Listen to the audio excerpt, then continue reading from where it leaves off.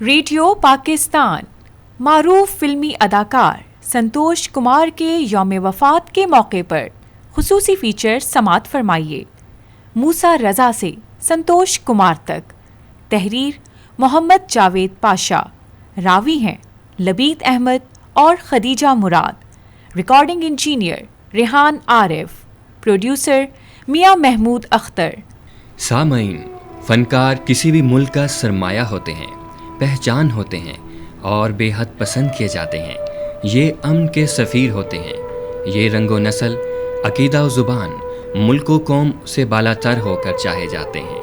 फ़नकार इसलिए भी पसंद किए जाते हैं कि ये हर किस्म की बदउनवानी, दहशतगर्दी, लाकानूनियत और दीगर इख्तलाफी सरगर्मियों में मुलव्विस नहीं होते। ये किसी इम्तियाजी सलूक की बिना पर नापसंद नहीं किए जाते। इनकी मकबूलियत और शोहरत ज़मान व मकां और मुल्की सरहदों से मावरा होती है। बिलखुसूस फिल्मों और ड्रामों में काम करने वाले अदाकार बहुत चाहे जाते हैं। लोग इनकी तस्वीर अपने पास रखते हैं और इनकी फिल्मों को पसंदीदगी से हमकिनार करते हैं। यही वजह है कि फिल्मों में काम करने वाले फनकार लोगों के हीरो होते हैं। शायद ये लफ्ज़ हीरो इन्हीं के लिए बनाया गया है। इन्हीं हीरो में से एक नाम संतोष कुमार का भी है, जो किसी फिल्म की कामयाबी की ज़मानत रहे हैं। बर्रे सग़ीर पाक व हिंद में अपनी दिलकश शख्सियत और पुरवकार शक्ल सूरत और मुनफरिद अदाकारी ने लोगों को अपना गर्विदा बनाया हुआ था। अपनी अदाकाराना सलाहियतों की बिना पर 3 दहाइयों तक फिल्मी दुनिया और फिल्म के शायकीन के दिलों पर राज करते रहे। वो फिल्मों के लिए लाजिम व मलजूम बन गए। फिल्मों में बतौर हीरो आने में उन्होंने एक नई जोहद मुतारिफ कराई। वो बैक वक्त उर्दू और पंजाबी फिल्मों में अपनी कमाल अदाकारी के जौहर दिखाते रहे। ख़वातीनो हज़रात, बिलखुसूस रोमानवी अदाकारी और गानों को पिक्चराइज कराने का उनका अपना मखसूस अंदाज था। संतोष कुमार अगर फिल्मों में काम ना भी करते तो वो एक बने बनाए हीरो लगते थे। आला तालीम याफ्ता, अदबी घराना और आला अक़दार की बिना पर उनकी शख्सियत बहुत पुरकशिश थी। अंदाज़े गुफ्तगू, तर्ज़ ज़िंदगी, लिबास और मजलिसी आदाब उनकी शख्सियत का ख़ासा थे। गैर मुल्की फ़िल्मी ताइफ़ा या वफ़द की नुमाइंदगी के लिए संतोष कुमार का ही इंतखाब किया जाता था। उन्हें फ़िल्मी दुनिया का फ़ॉरेन मिनिस्टर कहा जाता था। उनके वालिद आला सिविल ऑफिसर थे। इनकी ज़िंदगी में रख रखाव, तहजीब और शाइस्तगी वालिद की तरबियत का नतीजा थी। संतोष कुमार का असली नाम सैयद मूसा रज़ा था। वो 25 दिसंबर 1925 को लाहौर में पैदा हुए। उन्होंने इब्तिदाई तालीम लाहौर ही से हासिल की और फिर आला तालीम के लिए हैदराबाद, दक्कन, इंडिया चले गए। वहाँ जाकर उन्होंने उस्मानिया यूनिवर्सिटी से ग्रेजुएशन मुकम्मल की। संतोष कुमार ने ब्रिटिश इंडिया का सबसे बड़ा इम्तिहान इंडियन सिविल सर्विस शानदार नंबरों से पास किया, लेकिन सरकारी मुलाजमत इख्तियार नहीं की। फ़न से लगाव और अदाकारी का शौक आपको फिल्म इंडस्ट्री की तरफ ले गया और भारत में ही अपने फिल्मी करियर का आगाज़ कर दिया। 1946 में उन्होंने फिल्म अहिंसा में काम किया। इसके बाद दूसरी फिल्म मेरी कहानी में काम किया, जो 1949 में रिलीज हुई। संतोष कुमार एक बने बनाए फिल्मी हीरो थे।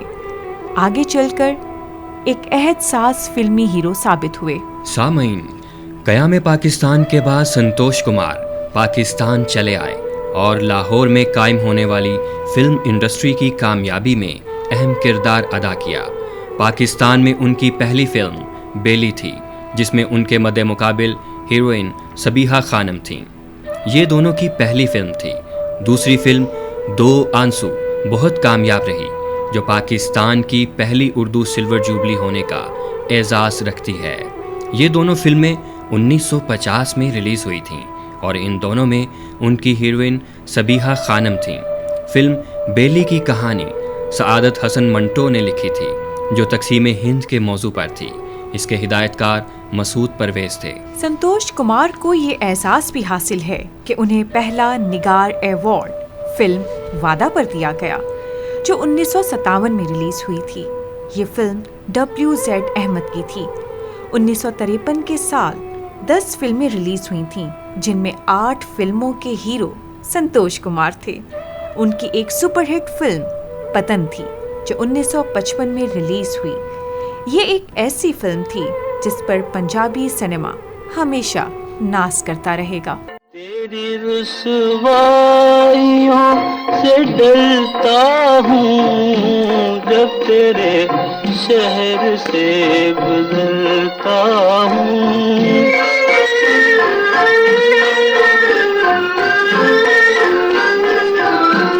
حال دل بھی نہ کہہ سکا گرچہ تو رہی مدتوں قریب میرے، تو مجھے چھوڑ کر چلی بھی گئی، تو مجھے چھوڑ کر چلی بھی گئی، خیر قسمت میری نصیب میرے، اب میں کیوں تجھ کو یاد کرتا ہوں جب تیرے شہر سے گزرتا ہوں۔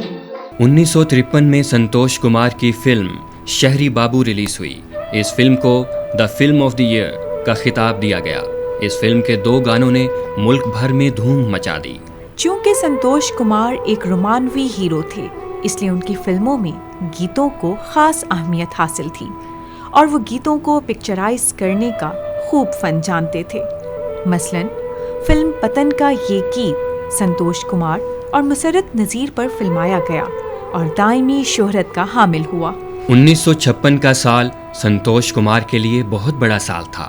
اس سال ان کی 4 کامیاب فلمیں ریلیز ہوئی تھیں، جن میں حمیدہ، انتظار، قسمت اور سرفروش سنیما ہال کی زینت بنی۔ ان تمام فلموں کی اپنی تاریخ ہے، لیکن حمیدہ ایک دلچسپ تاریخ رکھتی ہے۔ اس سال ایک ہی موضوع پر 2 فلمیں حمیدہ اور لخت جگر بنائی جا رہی تھیں۔ دونوں فلموں کے ہیرو سنتوش کمار تھے۔ فلم حمیدہ میں سبیحہ خانم جبکہ لخت جگر میں ہیروئن نور جہاں تھیں۔ دونوں فلمیں ایک ساتھ ریلیز ہوئیں، لیکن کامیابی فلم حمیدہ کے حصے میں آئی۔ فلم سرفروش میں سنتوش کمار بطور ایکشن اداکار نظر آئے۔ ان کا ایک مکالمہ چوری میرا پیشہ ہے اور نماز میرا فرض زبانیں صد عام ہوا۔ فلم انتظار میں سنتوش کمار نے ڈبل رول کیا تھا۔ یہ ایک نغماتی فلم تھی جس کے گیتوں نے دھوم مچا دی۔ 1956 میں بننے والی اس فلم کے ہدایت کار مسعود پرویز اور موسیقار خواجہ خورشید انور تھے۔ سامعین، سنتوش کمار بڑی حد تک اپنے انتخاب کی فلمیں کیا کرتے تھے۔ اکثر اچھی کہانی نہ ہونے کی بنا پر وہ فلم میں کام کرنے سے انکار کر دیتے۔ شاید اسی وجہ سے ان کی فلموں کی تعداد باقی فلمی ہیروز کے مقابلے میں کم ہے۔ 1957 کا سال سنتوش کمار کے لیے ایک بہت بڑا سال تھا۔ یہ ان کے انتہائی عروج کا زمانہ تھا۔ اس سال ان کی 4 نغماتی فلمیں نمائش کے لیے پیش ہوئیں۔ ان میں عشق لیلا، وعدہ، 7 لاکھ اور سردار شامل تھیں۔ ان 4 فلموں میں سنتوش کمار کے ساتھ ہیروئن سبیحہ خانم تھیں۔ یہ چاروں فلمیں پاکستانی فلم انڈسٹری میں امتیازی حیثیت رکھتی ہیں۔ ہر فلم نے کسی اداکار، موسیقار یا گلوکار کو شہرت بخشی تھی۔ جس فلم نے اداکارہ نیلو کو شہرت بخشی وہ 7 لاکھ تھی، جس کا مقبول گیت نیلو کی پہچان بنا۔ اسی طرح عشق لیلا ایک کامیاب نغماتی فلم تھی جس کے سارے گیت مقبول ہوئے۔ اس سال لیلا مجنو کی کہانی پر 2 فلمیں بنائی گئیں، عشق لیلا اور لیلا مجنو۔ یہ ایک ہی سال ایک ہی دن ریلیز کی گئیں۔ سنتوش کمار کی فلم عشق لیلا کامیاب ٹھہری۔ سبیحہ خانم اور سنتوش کمار کی فلم وعدہ ایک شاندار فلم تھی۔ 1958 میں سبیحہ خانم اور سنتوش کمار شادی کے بندھن میں بندھ گئے۔ یہ سنتوش کمار کی دوسری شادی تھی۔ اس سے قبل انہوں نے جمیلہ نام کی ایک خاتون سے شادی کی تھی۔ 1960 کے عشرے میں سنتوش کمار کی کامیاب فلم موسیقار تھی۔ سن 1965 میں سنتوش کمار کی 2 بڑی فلمیں سنیما گھر کی زینت بنی۔ یہ کنیز اور نائلا تھیں۔ نائلا ایک مکمل اور پہلی رنگین فلم تھی جس میں سنتوش کمار کے ساتھ ان کے چھوٹے بھائی درپن بھی جلوہ گر ہوئے۔ درپن کا اصلی نام عشرت عباس تھا۔ اس فلم کے گیت قتیل شفائی نے لکھے تھے، جس کی موسیقی ماسٹر عنایت حسین نے مرتب کی تھی۔ اس فلم کے تمام گیت مالا بیگم اور مسعود رانا نے گائے تھے اور تمام گیت بے حد مقبول ہوئے۔ 1966 میں سامعین سنتوش کمار کی ایک فلم ہمراہی ریلیز ہوئی۔ یہ پاکستان کی پہلی آرٹ مووی کہی جا سکتی ہے جس میں کوئی رومانوی گیت، رومانوی سین اور رقص وغیرہ نہیں تھا۔ فلم کامیاب رہی۔ 1970 کے عشرے میں سنتوش معاون اداکار کی حیثیت سے جلوہ گر ہوئے اور دیور بھابھی اور انجمن جیسی کامیاب فلموں میں شاندار اداکاری کی۔ سنتوش کمار نے مجموعی طور پر 96 فلموں میں کام کیا۔ سنتوش کمار کی فیملی کے دیگر ممبران بھی فلمی صنعت سے وابستہ تھے، جن میں ان کے بھائی درپن، ان کی اہلیہ نیّر سلطانہ، ایس سلیمان اور ان کی اہلیہ پنہ اور سب سے چھوٹے بھائی منصور شامل ہیں۔ سنتوش کمار پاکستان کے سپر ہٹ ہیرو تھے۔ شوبز انڈسٹری کے لیے ایک قابل ذکر نام تھے جو ہر جونیئر اداکار کے لیے ایک تحریک تھے۔ وہ اپنے کام کی وجہ سے آج بھی یاد کیے جاتے ہیں۔ انہوں نے اپنی ذاتی فلمیں شام ڈھلے، دامن اور پاک دامن بھی بنائیں جو بے حد کامیاب ہوئیں۔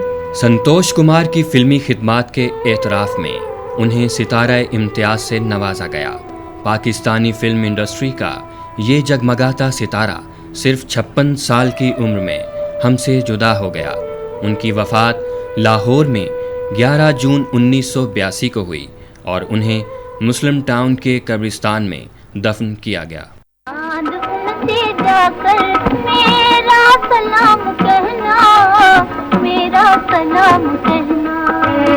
خصوصی فیچر سماعت فرما رہے تھے موسیٰ رضا سے سنتوش کمار تک۔